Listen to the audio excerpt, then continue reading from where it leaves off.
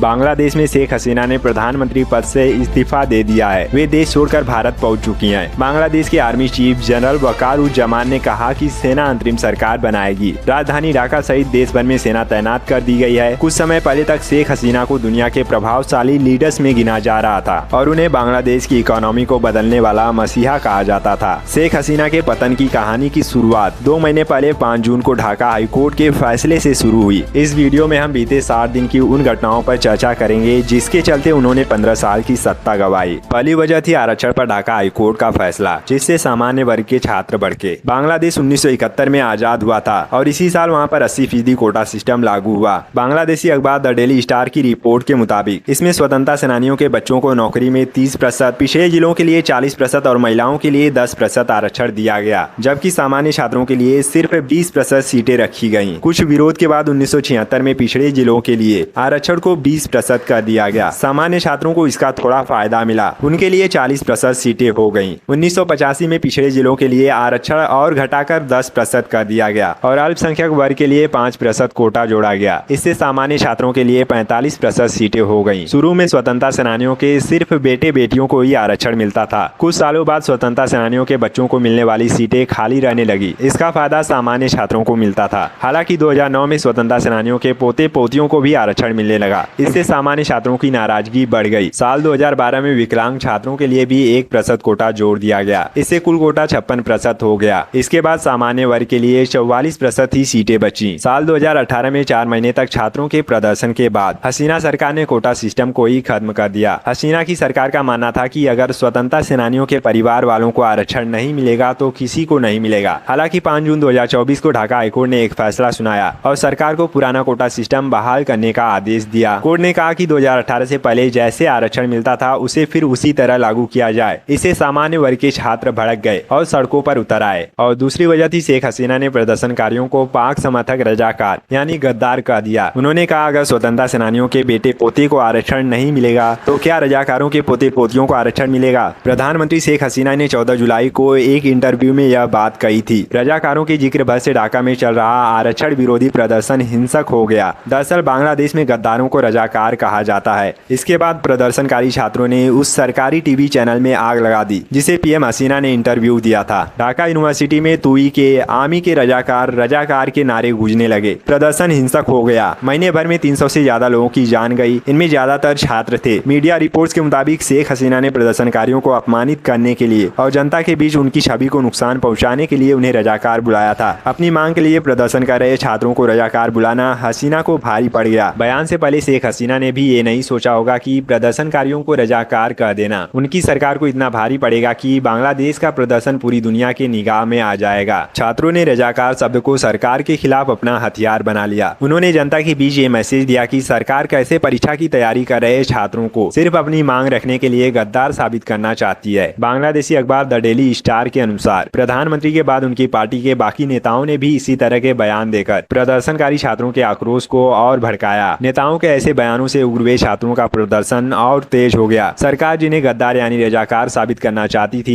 वे जनता की नजरों में हीरो बन गए। और तीसरी वजह थी छात्रों की मौत पर शेख हसीना का चुप रहना और मेट्रो जलाने पर आंसू बहाना। शेख हसीना बांग्लादेश में हुए हिंसक प्रदर्शनों के बाद हुए नुकसान को देखने के लिए 25 जुलाई को मीरपुर 10 मेट्रो स्टेशन का दौरा करने पहुंची। इस दौरान मेट्रो स्टेशन में हुई तोड़फोड़ को देखकर शेख हसीना के आंसू निकल पड़े। शेख हसीना अपने आंसुओं को टिश्यू पेपर से पोंछते हुए नजर आईं। हालांकि उन्होंने प्रदर्शन में 200 से ज्यादा छात्रों की मौत पर एक बार भी कुछ नहीं कहा। इन सब कारणों के अलावा प्रदर्शन इतना उग्र तब हुआ जब इस बात का पता चला कि प्रदर्शन को लीड कर रहे 6 लोगों को डिटेक्टिव ब्रांच ने सेफ रखने के नाम पर 6 दिनों तक बंधक बनाकर रखा था। इनमें से नाहिद इस्लाम, आसिफ महमूद और अबू बकर मजूमदार घायल थे और अस्पतालों में अपना इलाज करा रहे थे। उन्हें वहां से उठा लिया गया और इन सभी से आंदोलन को वापस लेने के लिए जबरदस्ती वीडियो बनवाया गया। जब ये कैद में थे तब गृह मंत्री ये दावा कर रहे थे कि इन्होंने अपनी मर्जी से आंदोलन को खत्म करने की बात कही है। जब मामला खुला तो प्रदर्शनकारियों का गुस्सा और भड़क गया। प्रदर्शन इतना बढ़ गया कि हजारों लोग सड़कों पर उतर गए।